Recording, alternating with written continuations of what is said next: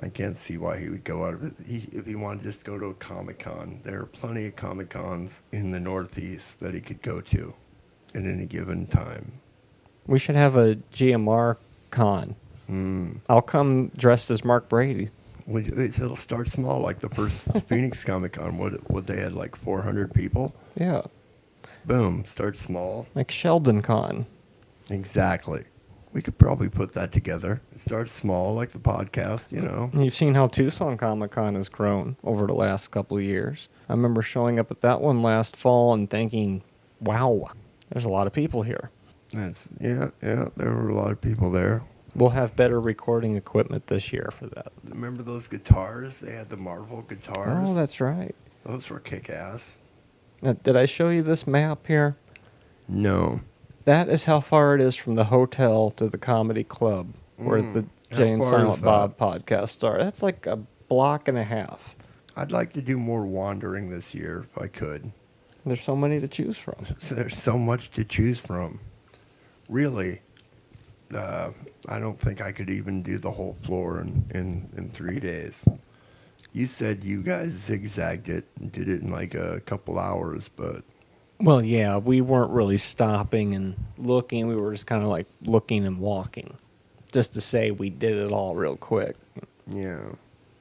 I need to do that. I guess it's going to be expanded this year.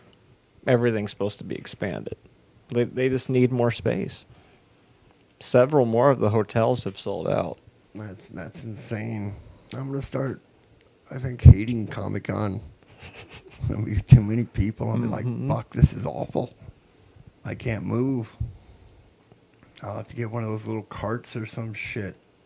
And then go as a Dalek, you know, from Doctor Who. Oh, yeah, there's always the guy with that giant thing in the speaker box. And that way I can just do whatever the fuck I want.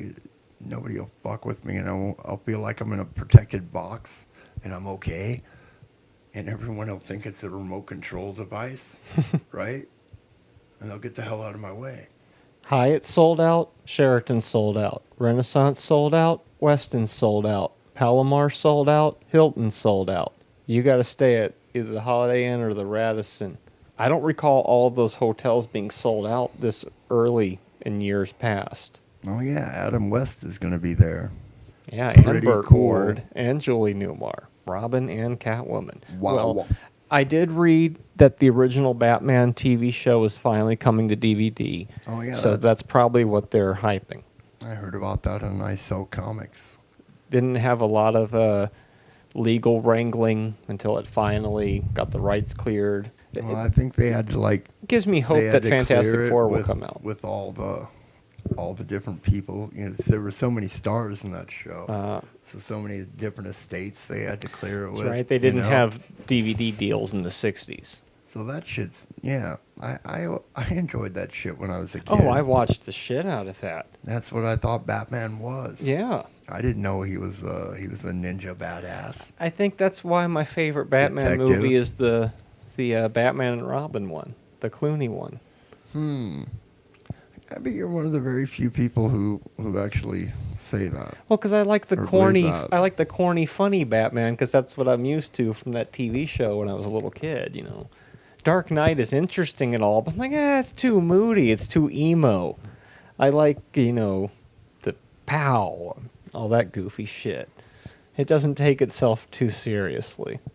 But yet, they'd always get stuck in some jams that you had to tune in, same bat time, same bat channel. Will Robin get out of the hourglass in time? Or Oh, man, look at all that cool stuff.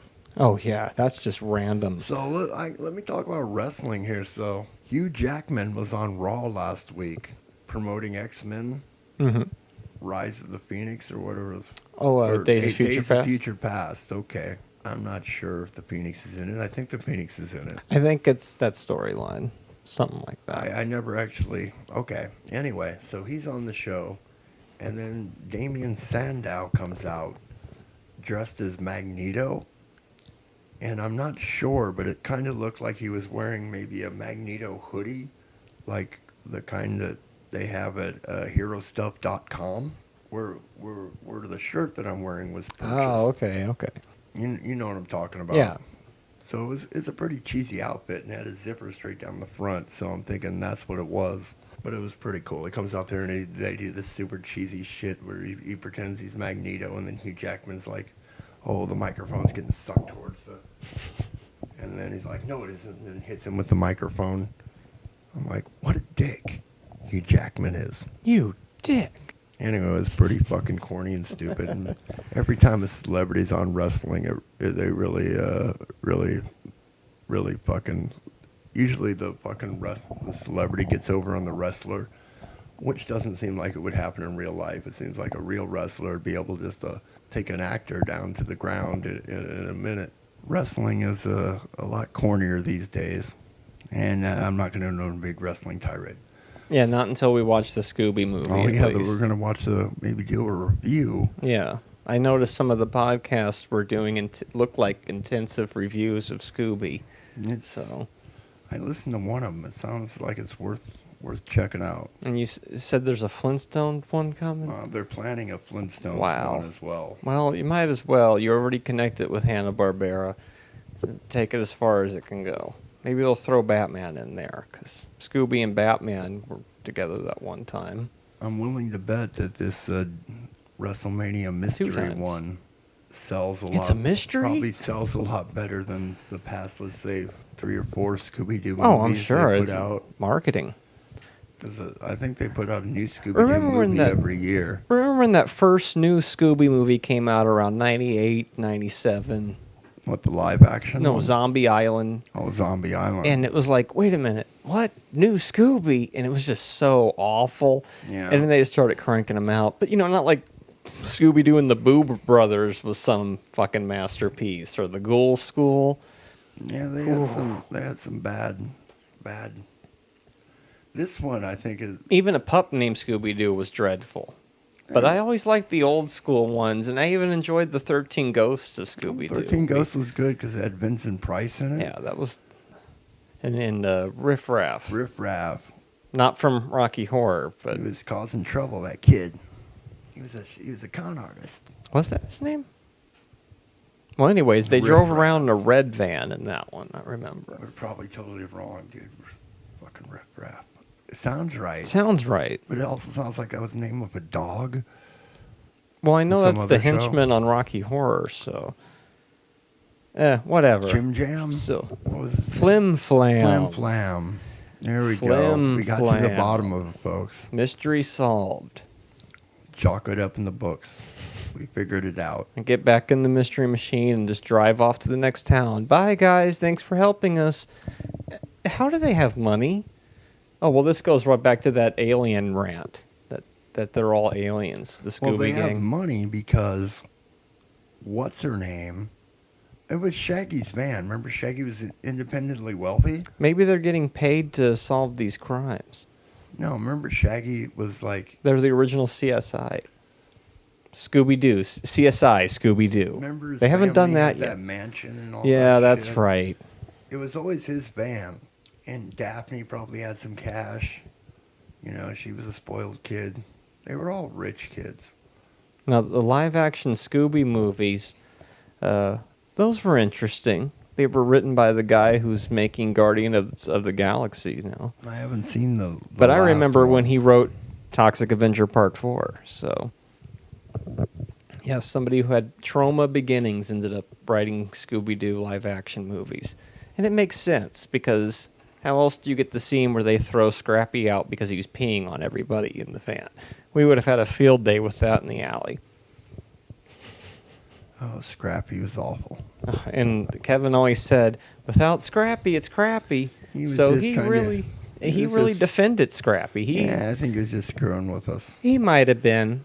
I like to think that he was a Scrappy fan, and he had to stick up for it. And I have to ask I'd him watch about the that. expressions on his face as we watched Scrappy episodes, and he would laugh a lot He more. truly looked happy. I go on these benders where I just like check one thing out, and then I'm just checking that thing out, and then I move on. I was playing Marvel Ultimate Alliance for the 5,000th time in the past 10 years. You're getting pretty good at it 11 then. years. I am pretty good at it. But sometimes I like start looking at something else on the screen.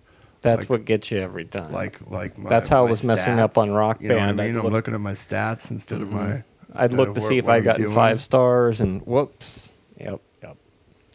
To talk right over you. Yep. He's nodding his head, folks. He's agreeing with me. Yeah, I've been playing the shit out of that game, but I got a new game today because I was just like, fuck, I need a new game. The kind of games I want to play they're all 10 years old because I couldn't afford, or I'm trying to replace games I've already had. Yeah. And it's a lot So, cheaper now. They're so cheap compared to... You don't need to buy Xbox One games yet. No, fuck no. I never will need to do that because there are so many Xbox 360 games that I wanted to play, but I'm too busy playing Skyrim. You know, I got to get my $60 out of Skyrim. I got to get my $60 out of Fallout, my $100 out of the Fallout Collector's Edition. Oh, I got my money's worth out of those. So, yeah. Unfortunately, the game I got didn't have a manual in it. But I hope it's all Back in the day, we'd rarely read the manual. You would stick the cartridge in the machine and hit the reset button, and you figured it out as you went. There were only 2 or 3 buttons, right? Yeah, or 1 button. Exactly. So you really didn't need a whole lot of backstory, which is weird because those Atari games, if you ever did have the manuals, there was quite a bit of backstory. Oh, yeah. There was a lot of thought going into this little ridiculous square game, little squares moving around. And it would explain what all the game variants were. Some cartridges would have up to like 99 different variants. Air, sea battle, or combat, whatnot. And the cover art made everything look like it was the shit. Yeah. You know? You couldn't fucking tell what kind of game you're getting just from the cover art. It's a bunch of cursors and blinking lights. You know, somebody dug up all those ET cartridges. Oh, is that right? Yeah, They found them? it was found. I was seeing some of the images online of that. They selling them? I don't know. They were all like, some of them looked perfect and some of them looked crushed, but there they were out in the Albuquerque desert. You know, I thought it was in Mexico. Oh, New Mexico, apparently. Oh, New Mexico. Yeah, see, that's completely different than Mexico. So that urban myth was true. And I played the E.T. Atari 2600 So did game. I beat it. You beat it? And I even knew how to beat it and kill Elliot at the same time. It was like a glitch in the game. At the very end, if you did a certain thing, he would fall over and E.T. would just start going, like the game would fuck up. So, That came out around Christmas, didn't it? yep. I remember getting that myself, and I was pretty stoked. E.T. would just keep falling into ditches, and you'd have to float him out of the ditch and get the little piece. I've talked about this on here before, I think. The Porky's game had some similarities to the E.T. game. Yeah, I believe it. I don't think I ever played the Porky's game, but... Yes, there was a Porky's cartridge for Atari 2600. It was put out by 20th Century Fox Games, which is weird. But, yeah, it was a combination Frogger and a little bit of E.T. in there. You basically had to build the bomb so you could blow up Porky's. You had to run across the street like Pee-wee streaking, but it was kind of Frogger-like. And then there was a level where you were in the showers and you had to get away from Miss Ballbricker. And before she grabbed your dick? yeah, she's going around doing this. He's making a gesture like she's grabbing at your crotch. You couldn't see it on the podcast, but that's what he was doing. Yeah, I was obsessed with that cartridge at the time. Yet I never owned it. It sounds rare. It was a ColecoVision game. Wow. No, I had This is a ColecoVision. more a prototype for Coleco. Oh, it's better graphics, but see how you have to get Pee-wee over the swamp. We looked up Porky's video game on YouTube. That's what's happening, yes. So I'll probably have to tweet this link out, but That's crazy. yeah, you had to build your ladder so you can get out of the swamp. I love some ColecoVision. You know what my favorite ColecoVision game was? Of course you do. BC. You remember that cartoon, the comic? Oh, there was a BC game. And interesting. You drive around on the wheel. See, here he's in the shower. Oh, that's just Donkey Kong. So is that chick naked? That's what it's supposed to represent, yeah. And here she comes. Wow. The graphics are upgraded from the 2600 in this. Like a combination of Donkey Kong. It is Donkey Kong. How come he didn't fall in the hole? Oh, it's interesting. What's going on? Oh, here's the Atari version. Is that the cover? Yeah. Wait a minute. I don't That's a need review. a That's the 15-minute guy. review. I want to see... Come on, Marty. Let's dedicate the rest of the podcast to that guy's review. Yeah. That's the graphics I'm used to. Yeah, you have to get across the street. That's kind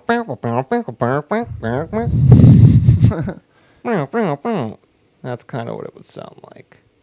Yeah, the ColecoVision looks a lot better, man.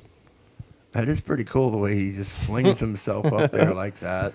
So yeah, check this out on YouTube if you want to know what we're talking about. Porkies for the 2600, Atari 2600. Back when we didn't look at instruction manuals, we They- just hit There's play. only one fucking button. Come on. But then they had those fucking games like that. What the fuck was it? Where you're flying the space shuttle? Oh, right? yeah. And You got the one little fucking keyboard thing. No. Oh, who's that supposed to be? That's supposed to Oh, be that's Miss Ballbreaker? Ballbreaker. Yeah. Running around trying to grab his. Mm-hmm. Here he made it out. Then he has to cross the street again. See, he made it to the level, so that one doesn't move. Huh. This guy's really good at this game. Oh, he fell. There's Porky.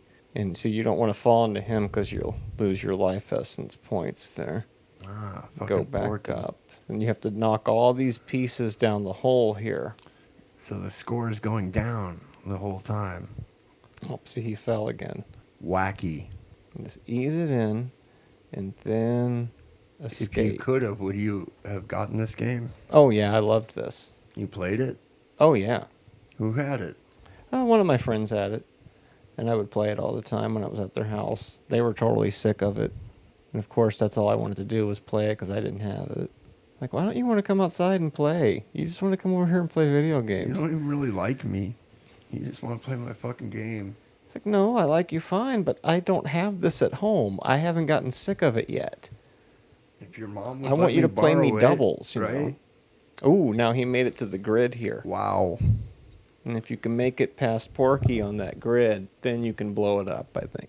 Rating thumbs down. It's all about skill on those games. I wouldn't call that game mediocre. You really got to know your shit. I would call it lame. And now it's time for the after show.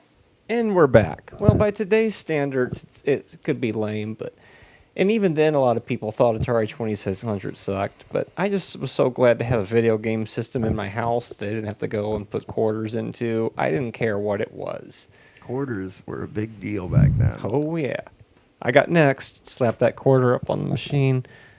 That's a fine art that's lost. You ever go the whole roll of quarters? That would keep me busy for hours. I remember my first trip to Vegas in 1988. No reason to be there, but all I could do was play video games. And I was given roll of quarters, and they had the WrestleMania video game. And that wasn't really out anywhere else yet. So I spent like the whole weekend just playing the shit out of that. Was that the one where they all had like powers? And they like the Undertaker would send a bunch of shit out of his hand or Yeah, everybody had their special moves, and yeah, I remember playing Ultimate Warrior quite a bit. yeah. And you could do your tag team matches with other people. You could get like 4 people playing that on the one the with the thing at 4-player? once. Yeah, that Had was the the Road shit. Warriors in it. I think it might have. Yeah, Demolition.